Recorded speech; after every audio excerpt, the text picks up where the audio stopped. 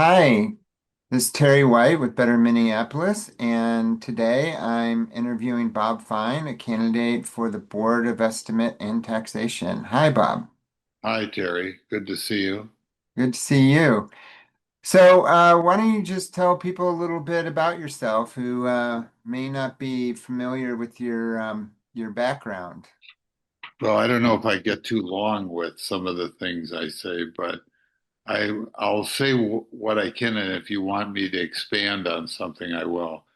I'm I was on the Board of Estimate and Taxation for 16 years. It was at the same time that I was on the Park Board. I was the Park Board representative. As you know, the board has six members. When I first got on, there were seven members. There was the library board.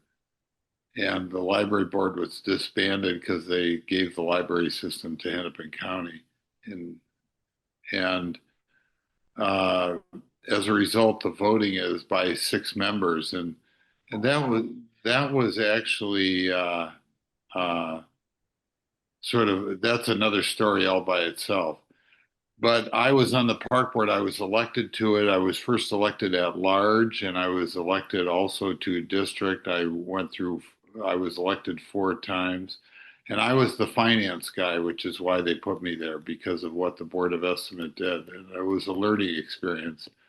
So I've got 16 years already and a background on it, and I understand exactly what to do. It used to have three major functions. It's basically down to two. The Board of Estimate has does the bond financing for the city.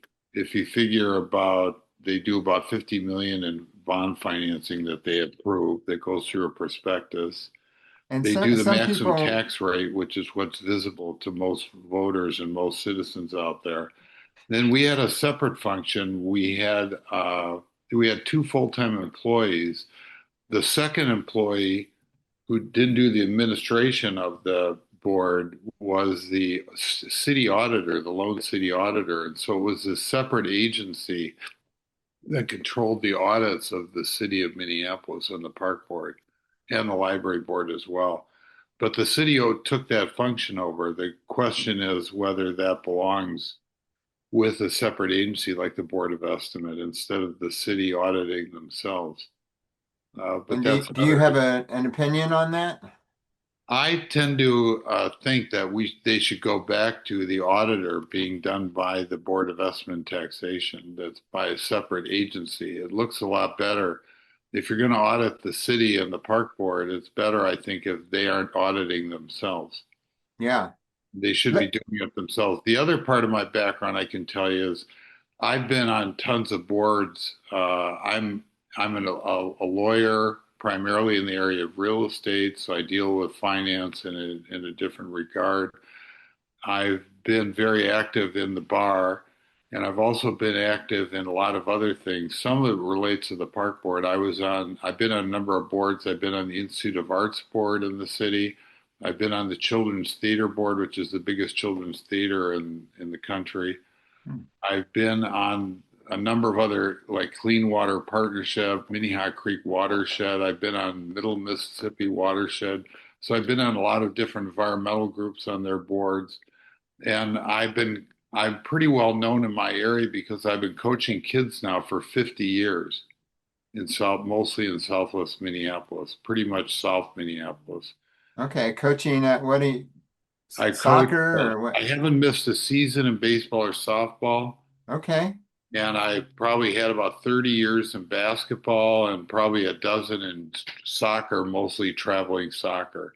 So, Well, and I, as a parent who's relied on volunteers, coaches, I definitely appreciate you doing that. And yeah, I've coached very little, some, so I know it's a real commitment of time. So thank yeah. you for But that. it's fun. Even though it's a service, I'm doing it because I'm having fun with the kids.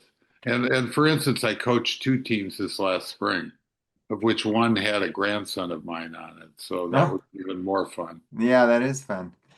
So just to jump back a little bit, I don't know that everybody understands what a bond is and what bonding is. Could you just walk us through that a little bit so my understanding is that if the city needed to do, say, a capital project, they issue bonds, which is essentially a loan to raise that money to do the project. That's So, exactly it. okay. So does the city do that often? Yes. I'm not sure what the bonding is right now, but we used to pretty much have $1 million, a million, not a million, 100 million in bonds. No, actually, I'm trying to think. We had we had it so that we were retiring about 50 million in bonds each year, so it's $1 billion in debt. So as the city is building new bridges or sidewalks or any other kind of public uh, obligation that they sort of maintain, what would happen is a bridge would get paid off or something that did the bonds, and we would issue more bonds to do new projects. And what was happening while I was on the Board of Estimate is the city had in their budget even more money to retire the bonds, so we were reducing the debt. I think at one point the debt was probably about, six, 700 million. So it was reducing it. And that's all tied into looking at the city budgets and even considering what the Board of Estimate is doing regarding financing. Okay. Oh, So and you've been on it, you've tax. been on the board 4 terms, you said, Right. right? But none of those were elected directly to the board. You were elected to the park board, and then you served on the BET because of the park board. Is that right? Yeah, it's actually there of the 6 members, two are elected directly. Mm-hmm. One is the ways, two are city council members. One is the chair Ways and Means, which handles the finance, and the other is the city council president, and then the mayor sits. Okay. The way the structure of it is that for the park board, the president of the board serves. I served a long time as the president of the park board, but the subsequent presidents would resign or actually not uh, go on the board themselves. They would appoint me in their place. They sort of felt I'm the finance guy. That's Okay. why I served my entire 16 years on there. So what's motivating you this go around to run for the board? You miss it, I guess. In a way, I miss it. I want to do things for the city. I'm real active still. I'm actually on the Civil Rights Commission in Minneapolis, and I'm the longest serving commissioner in the history of the city. I've been serving 23 years. And I like to do things for the city. I'm a very big volunteer for things, and I think I have a lot to offer as far as the Board of Estimate because Mm-hmm. unlike the people who are on there today, they don't have a lot of time in on it. I do. I've had an awful lot of time, so I bring an awful lot of experience about different things that we face and different things that we do. Um, I always forget to ask this. Do you consider yourself DFL or how do you represent yourself in that regard? I think everyone who runs for office just about Minneapolis is a Democrat. I'm a Okay. DFL endorsed this time around. Uh, Right. both Okay. Steve Brandt and I got the endorsement at the city convention. So Okay. I guess you'd say I'm a DFLer. No, good. Good. Thank you for clarifying that. The city convention endorsements were a bit unusual this year, right? Right. And ours weren't controversial. Right. Okay. So, what do you feel like you've learned in your 16 years on the park board that will be important this go around? Well, I've learned that understanding of the finances in the city government and reviewing budgets. I've done a lot of different deals, you might say, on where we set the maximum tax rate. Hmm. The unusual thing about this board is it's sort of hidden from the public view. A lot of people have no clue to what this board does, and it's actually very powerful when it sits when you consider it.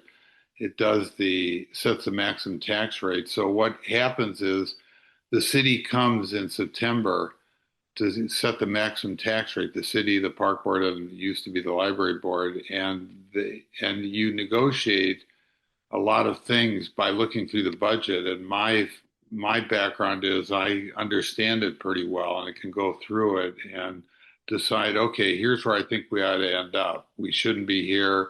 The city might be requesting this, or the park board may be requesting this, but maybe we should have them take a look further at certain other issues before we decide. So I think I bring this strong background of having gone through it an awful lot of times, because there were times where we served before where there was a lot of trouble financially. It's in there like 2006, 2007. And we didn't reduce the property taxes in Minneapolis at all, which is a real burden for the agencies because they have automatic cost increases that were in effect. So they all had to make cuts to get to that point of not increasing the taxes. For an example, the a labor union may have negotiated 2% increases each year. So the city has already bought into these, and the park board have bought into these increases, which means something else has to be cut to go at 0% or to go at a percent lower than that. And a lot of it is review the budgets, take a look at it, go to these agencies and say, I think you ought to take a look at this and ought to take a look at that. That's why I have an example you mentioned earlier on the appraisal departments of Okay. Well, so is that kind of what you're referring to when you say you discuss a few things on your website? One is that you'd like to see the city keep its expenses down and reduce budgets. So is your I guess function is the BET, are you able to do that by when they bring you a budget like I think right now they're asking for like 6.7%, at least the city did or something like that. So do you look at the whole budget and actually make suggestions as to where the city could cut expenses and or do you just say we think that's too high, you need to go back to the drawing board? both. Okay. Both. I Okay. think I have a long experience of sort of doing that. When we went to one year where we had no increase, I basically went to the elected officials on our board and said, it's tough out there for people right now. We need to do something. We need to be, very proactive in how we're approaching tax increases. So generally, I want people to look for things to cut. Sometimes we Mhm. know we have an idea. Like that's my example of the appraisal department in Ramsey County. Ramsey County does St. Paul's appraisals. In Hennepin County, Hennepin does appraisals for almost everybody but Minneapolis. Why don't they do Minneapolis as well? That could be I think I think the shift could be like $13 million. That could be a Explain that a little bit more because I'm not very familiar at all with the whole appraisal process. The okay. Well, city, yeah, the go ahead. city, there's a city appraisal department which appraises the values of all homes and commercial property. They're the ones who fix that rate, and it's a large staff because it adds up to about, $13 million. And they do it on behalf of the city of Minneapolis, and their incentive is to get the values as high as they can because the people are going to pay more property taxes. That's sort of their incentive. So what happens is with that department is does that department have to be a city department or could be a county department? In Ramsey and St. Paul, it ends up just being a function of the county and it comes out of the county budget. And the And so question is what's whether the we can do that in Minneapolis and be out of the Minneapolis budget. It should be the Hennepin County should cover that. and what's the advantage that comes from Hennepin County doing that? Do you think it's more accurate than if the city does it or what? I think that the appraisers are pretty good in both departments, both the city and the county, and the county could do it as well. And it could be a real savings for the city. It's just an example I'm trying to give. It's not the only thing, but it's an example of there's ways to save money, on budgets. Because I was always big on that with the park board to see where we could save money. Okay, so the idea there is like right now we have duplicate efforts, duplicate departments, if you will, at the county and the city. So you're like one example that you're giving of how the city could save money, get rid of this department and just let the county handle it because there's duplication there right now, right? Yeah, not necessarily duplication, but it's sort of a shift in who should be doing it. Okay. Um, so the other big bucket of revenue that I understand the city gets is through LGA. Right. Can you maybe talk about that a little bit? Because I thought it was really interesting on your website. You mentioned that the city has gone from like getting I think 125 million from the state down to 42. That's I should say that's local government aid. So that's taxes the city pays to the state, then the state gives back to us for I'm not all sure what it covers, but I've heard from several different people that it would help the city a lot if we got back more money from the state. So, what are your So thoughts on that? the what ultimately happens between local government aid and the taxes Minneapolis pays a lot more into the state than the state gives back. The state Hmm. gives back to a lot of communities, and they give more back to every small town and big city in the state. And Minneapolis doesn't get their sort of fair share. So local government aid is a way of sort of equalizing things a little bit, saying, okay, we have a pot that's this big, let's give this back. I picked the time around 1998 because it was about the time I got on the park board. And so the local government aid, I believe then was 123 million. And today, 25 years later, or more than 25 years later, it's now at I think it's like 81,000 that the city gives. So why did that go down? And maybe this is something the state legislators should be lobbied by city officials saying you should go to the state and you should get local government aid increased. We think a lot more should go to the city. After all, we're paying an awful lot more into the state. We're helping to fund a lot of projects in essence that smaller towns and cities cannot afford. We should be able to get a lot more of that back. And so ultimately, I think there's a deficit, or not deficit, but the amount that's going to local government aid has been reduced in the last 25 years. Why should that have happened? It shouldn't have been reduced. It probably should have increased as costs have gone up. Yeah. At I least mean, that's why I 2%. found it so surprising to see that stat, and I think it's just one more, I guess, reason why, sort of in our politics here in the city, we should not necessarily just thumb our noses at what's happening on the broader state level, because they can do things like cut LGA that has a direct impact on what happens here in the city. So, Yeah, that's exactly right. That's exactly where I'm coming from. And that's an example if we're short on revenue because of what's happening in downtown today, it's been really a severe, it's caused a tremendous problem in property tax revenue. mhm. Uh, I think, this is one of the things that we can go to the legislature. They should go back to the state and say, this is a major issue. We represent Minneapolis and St. Paul. This is what local government aid should be. You know, Right. it's a negotiation stance and it's a matter of lobbying. So, and the city income tax that's being proposed, which I disagree with, I mean, that's just to try and get more revenue. What happens in 5 years? Let's say downtown turns around. What do we do to the city income tax? Is the city income tax going to disappear? Or will it have had a negative impact on Minneapolis? It could have a negative impact. In fact, I think it will. Yeah, explain that a little bit. You talk, I think the question is whether or not wealthy people will leave the state or leave the city, or, and not just wealthy, I guess. I mean, it really depends on how they define where the tax would start.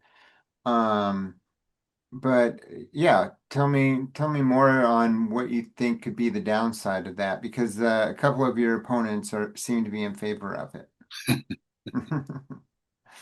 Yeah. I'm not sure if Mr. Bernstein is, but I think Well, yes, I should correct that. Mr. Thank you. Brandt is Bur- definitely there. Bern, I believe Eric Harris Bernstein's position is that it could lead to capital flight, and he thinks that if they were going to consider it, it should be a multi-county um, tax, not just a city tax. Yeah. So thank you. We I should clarify that. Yeah, that's okay. We met, and I think when I talked to him about it, he was very open to there's a lot of things you need to think about.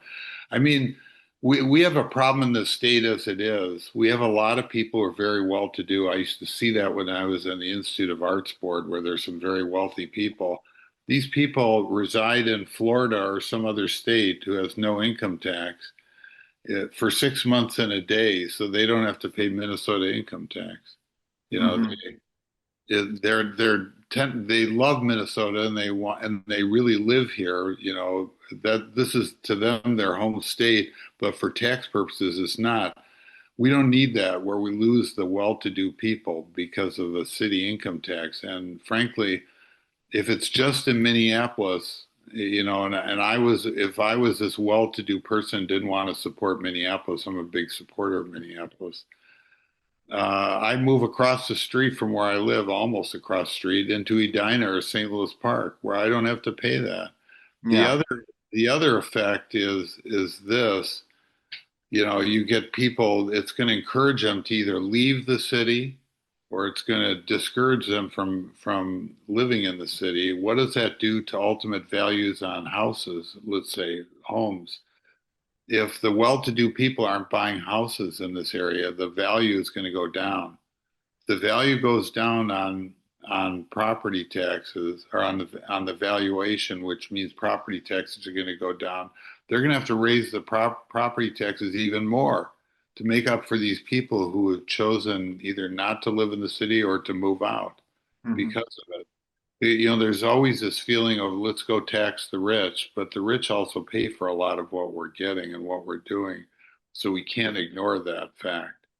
So And if let's say they don't move towards the citywide tax, which I think the state legislator would have to approve for us to do that, right? right. Um, what are the other alternatives for increasing revenue for the city? Well, there, like I said, look for a lot of issues. One is it's not so much increasing revenue, it's maybe look at things you can cut out that you don't Hmm. need anymore. There's probably a lot of things in the city budget that are, they're almost wish lists, but you don't really need them. So you can decide periodically whether you're going to have those programs. It reminds me of a former congressman from Minneapolis who name was Martin Sabo, who represented this area in Congress for 24 years.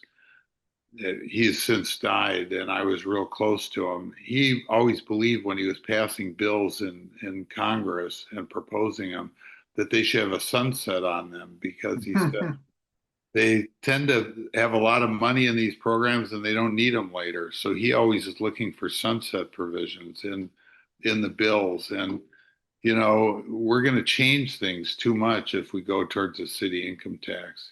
Does it make sense to do it? And is it a long-term thing? The other thing is the effect it isn't going to be there for a long time because the current Board of Estimate is not going to be able to set the maximum tax rate till next year about this time. Hmm. It's already a year away, and that's for taxes that are going to be paid in 2027 or 2028. Probably a lot later than that because someone's going to have to lobby the legislature to get them to approve a city income tax. So that the whole idea of the city income tax could be years from now before it's implemented. And who knows, So and downtown may be in halfway decent shape. So I'm hoping to, once we can get ourselves past this election, I'm going to have some more conversations with people about the budget that's being kind of reviewed right now.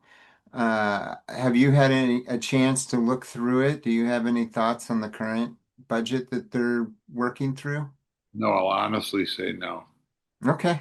Because it wouldn't matter. I need to look at it next year anyways. Yeah, I'm yeah. used to looking at budgets, and I haven't really looked at it, but they made the decision, I think, already in September last month, the Board of Estimate on the maximum tax rate. So that's already done for next year, what the maximum tax rate is.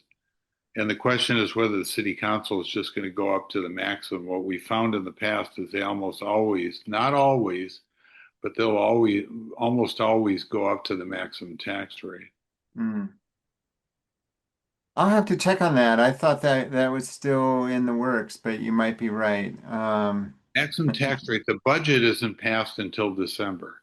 Right, right. Final budget, but that's dividing up things. You know, they could take Hmm. out from this department, put it into this one or something new. Okay. Well, great. So, are there any topics that you think people should know about you or your campaign before we close things out here? Probably, I don't know of anything else. I would talk too much. You probably don't need me talking so much, all that much. It's just that I have a, I have an interest. I'm the kind of person that I live on the block I grew up on. I don't live in the same house. I live around the block. Mhm. I haven't gotten very far. I live in my neighborhood where I've lived in my whole life. I'm real active. I really want to see the best happen to city Minneapolis, and that's what I wanted to see. That's why I'm getting on the board. At my age, I suppose somebody could say, "Why are you bothering to do this at this point?" But I want to see things happen for the best in Minneapolis. Frankly not because I'm going to profit by this, because we get paid, I'm sure, almost nothing Mhm. on the board. You've been there a while. What are some of the biggest changes you've seen in the city in like the last 10 or 20 years, you think? Well, some of them happen to be projects that I pushed through on the park board that are huge. We traded an area of land with the federal government because we own most of the land under the airport, and the federal government wanted to have, I think it's an 8 acre site that the park board owns but can't use. It's what the planes drive over. And we traded that so they could get title to it. We traded for about 40 acres that the airport had. And we now have what's called Solomon Park. I also created a large, I think it's about 12-acre site out by Fort Snelling, of a huge athletic complex that cost about $16 million, which we've paid for a lot of it already. I also got the headquarters of the park board moved into a building we acquired that cost us about 3 million. It's probably worth about six today, and we paid off all the financing on it. It's sort of my real estate deals. I also acquired about an 8 acre site on a lumber yard northeast Minneapolis along the river, which we acquired using state funds that we were able to get to add on to the park system. So I was always looking for these large park projects. Those are Mhm. the big things that I can think of. It's like things that I was actually directly involved with. And it's been interesting. And, I always had this theorem when I was on the park board. This is all parkland at once. We're just trying to get back as much as we can. Well, people love the parks here. And, yesterday I spoke with Kathy Abene, who's the current president. So I guess she's on the VET now too. So if you win, you might be joining her there. So, And her sign's in my front yard. okay. Do you have a second choice since this is a ranked choice election? I mean, you're obviously want people to choose you first. Are you recommending a second choice or not? I've probably been telling people just because I think it's sort of a fresh voice is to uh, to vote for Mr. Bernstein. Okay. I don't Yeah, know I if think he presents sort of we had a sort of very good discussions about the best way that government should operate, and I sort of think we were on the same we were on the same wavelength, you might say. So I guess that's probably what I would say. all right. Good to know. He's been a guest on this show just recently too. So, I should take a look at it. Yeah, yeah. Unfortunately, we had a technical glitch and it got cut off. But it was watched by a lot of people. So yeah. Good. Well, I like what you're doing. This is interesting. Well, thank you, and we'll see you soon, hopefully. Okay. So Thanks, Derek. in person next time. In person. All Okay. right. Thank you. Bye. Bye.